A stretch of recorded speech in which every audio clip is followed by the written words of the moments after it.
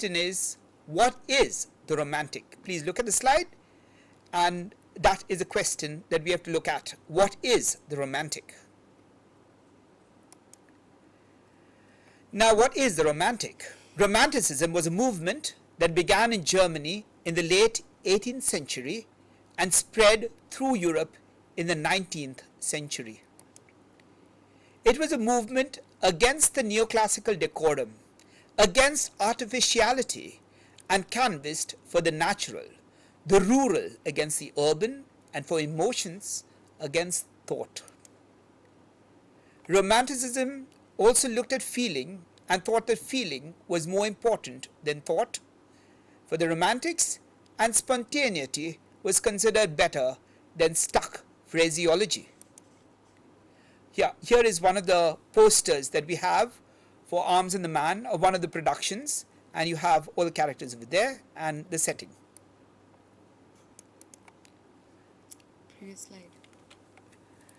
When we look at some of the elements of romanticism in Arms and the Man, because without having romanticism, we cannot have the anti-romantic. A romantic has an idealistic view of over-glorification of events and getting emotionally charged with superficialities, as the picture of Sergius Saranov as hero shows in the play. Rahina is taken up with the idea of a fiancé who is a brave military man and who leads a charge in the war and wins it for his people. War has always been romanticized in literature, and the real and bitter cost of it in terms of human life is hardly ever thought about. It is Captain Bluntschli, who is the unknown soldier who enters Rahina's room, who makes war unromantic. Bluntschli looks at war from the point of view of what he calls a professional soldier who knew how to survive. Bluntschli is unlike Rahina and her mother, Catherine, who live off the grand idea of victory and of honor that is given to a person who wins a war. We've given you a scene of Rahina's bedroom. That's the place where Captain Bluntschli comes into. Now we're looking at some of Rahina's romantic traits. It is also romantic of Rahina to think of Bluntschli as an ordinary common soldier who is perhaps poor. The rich girl marrying the poor boy is an archetypal or stereotypical idea that comes from the romantic. Another romantic stereotype is when Rahina knows that Bluntschli is not a pure man, then she wishes to withdraw from marrying him for a spell of time. We have two anti-romantic elements in the play. We have one, the de-romanticizing of war, and the de-romanticizing of love. Let us look for some of the other elements of the anti-romantic. One of the important things about anti-romanticism is the other movement which we spoke about a little while ago, and Pranjal did so also. We talked about Shaw's realism, and here we are talking about the realistic mode becoming the corrective to the romantic. Shaw's social and psychological realism is a corrective to the romantic, and this is what is anti-romantic in the play. The normal romantic story would be a narrative wherein the rich man or aristocrat takes advantage of the poor girl and exploits her sexually. He gets away and she suffers and perhaps commits suicide or bears an illegitimate child for which both she and the child suffer. Here we find that Luca does not allow for such exploitation. Luca stands as a symbol for the changes in society wherein the aristocracy would not be able to dominate the lower classes of society. Equality of classes is what socialism and Marxism preached. We have Paolo Trubetskoy's a bust of George Bernard Shaw, which is made in 1908 for you to have a look at.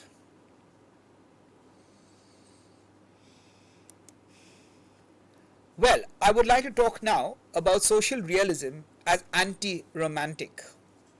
Luca, the slide, go back to the slide. Luca demands a right when Sergius makes sexual advances to her and does not get exploited. Luca also uses the language of equality and treats Rainer as equal, much to the shock and horror of Catherine Petkoff. The mourning and weeping of the lower classes and the working classes and the romanticizing of their status does not take place in the play. Nicola is looking towards upward mobility and his own business. This is a modern moment in time and things have changed. No one is supposed to feel sympathy or pity for the exploited maid, as she can stand up for her rights, and if she doesn't, then she's a fool. Rainer, the romantic or anti-romantic, we are not very sure. When one is romantically in love, one is not in love with the person one professes to love, but is in love with love itself. The play exposes the protagonist, Rainer, who is in love with the idea of being in love, but in the end of the play chooses a pragmatic or practical option when she chooses to marry Captain Bluntschli instead of Sergius.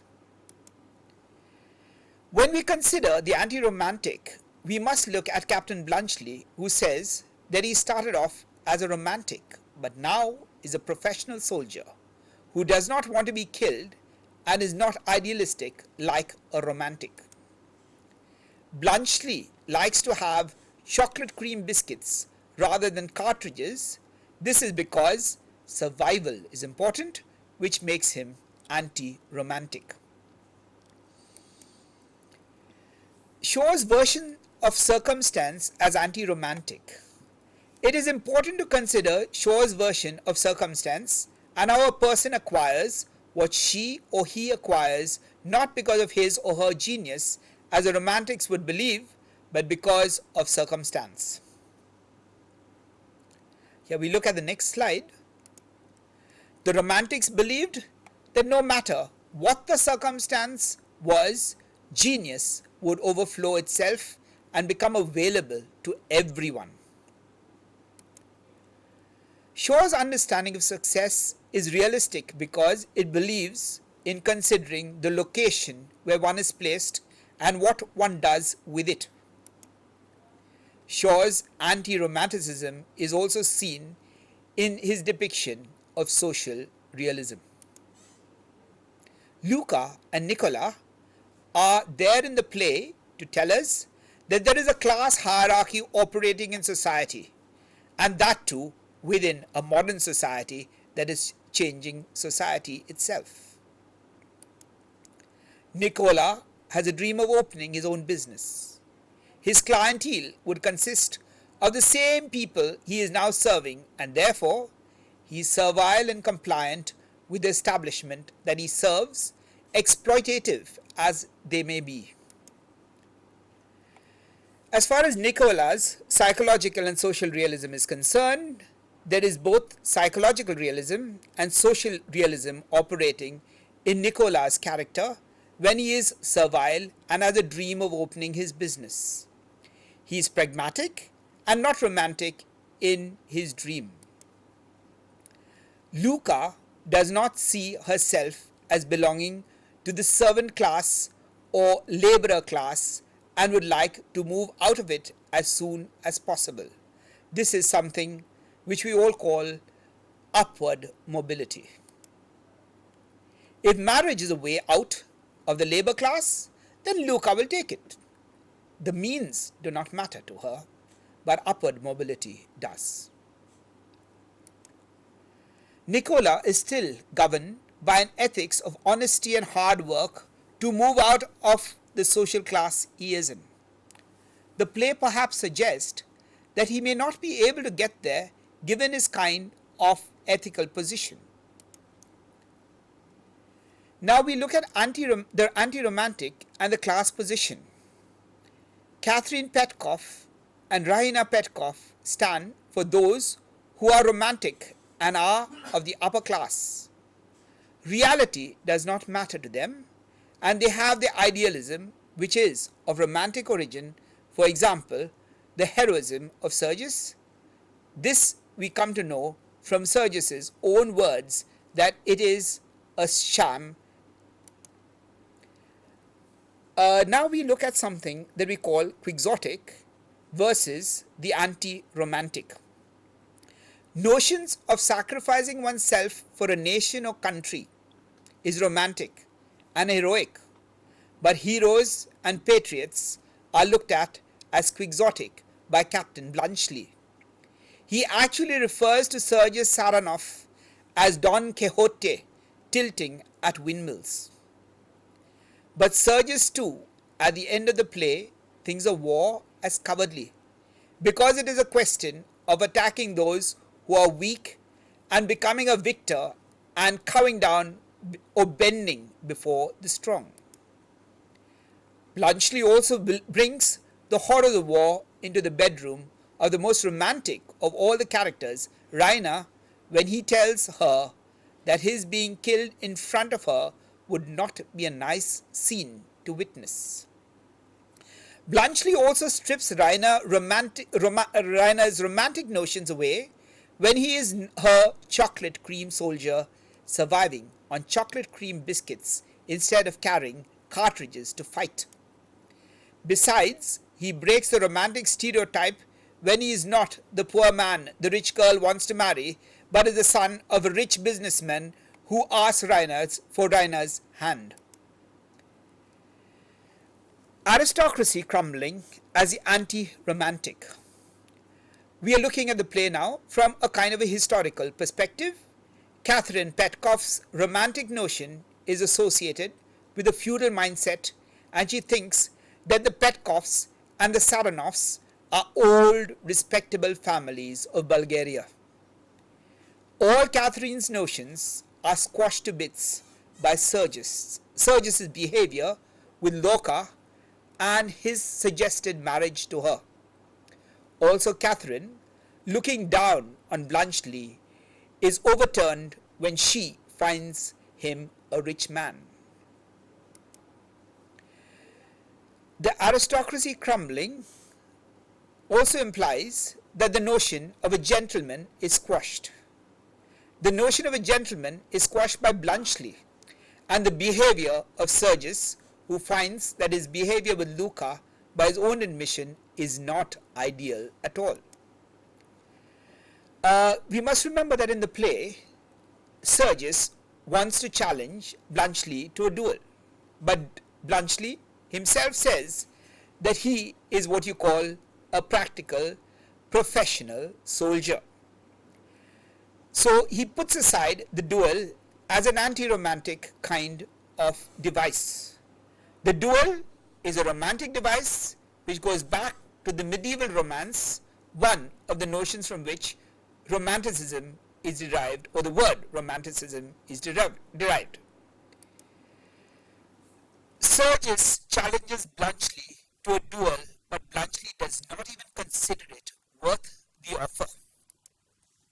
Bluntschli solves the issue by argument and by deflating the issue rather than heightening the emotional charge of dealing with the winning of a duel to prove love, integrity, honor, and respect, ideals which are all considered romantic and were part of what was called the chivalric code in the Middle Ages.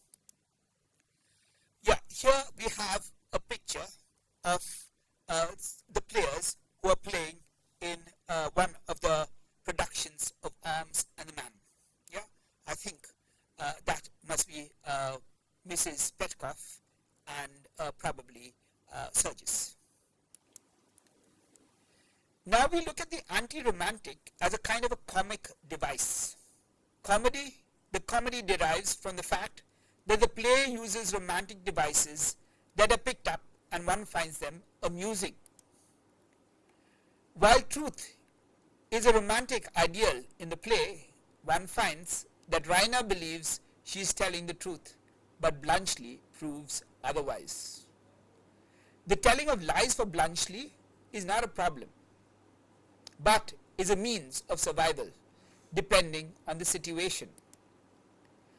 Here we have a picture of Elizabeth Homan, who acts as Luca in one of the productions of Shaw's Arms and the Man. Quite pretty, isn't she? Yeah, she's quite pretty. Now we are de-romanticizing the hero. Now the hero is the ideal romantic hero at the beginning of the play, but one finds that he wins the charge in spite of being a fool.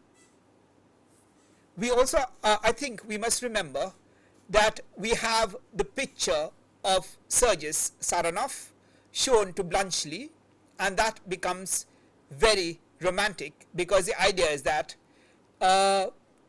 Rainer is in love with Sergius not because of who he is, but because of the uniform he wears and because he's the ideal romantic hero. Had the opposite army not bungled with its reinforcement of cartridges, then the Bulgarian force led by Sergius would have been slaughtered mercilessly. Thus he is called a Don Quixote by Bluntschli, because he just charges without understanding what kind of reinforcements or what kind of ammunition the opposite side has, and he would have been just mercilessly slaughtered. Here is Paul Sanders, who acts as Sergius Saranov in one of the productions of Shaw's Arms and the Man. He's looking quite aggressive there. Yes, he is. Yes. Concluding remarks on the anti-romantic, the play thus deals with asking fundamental questions about honor, tact, survival, truth, nationalism and patriotism, marriage and war. It strips away all illusions about a comfortable upper-class morality and upper-class understanding of war and marriage. It shows how deception operates in both marriage and war, and how societies thrive by falsehood and dishonesty. Honor and respectability, thus, is a farce in war and in love. The lady and the gentleman are no more respectable beings, save for accumulated wealth or money and the status that derives from it. At the end of the play, Rainer's marriage to Bluntschli is shown to be agreed upon not because of love, but because of money, just as Luca's is to Sergius. Yeah, we have another scene from the play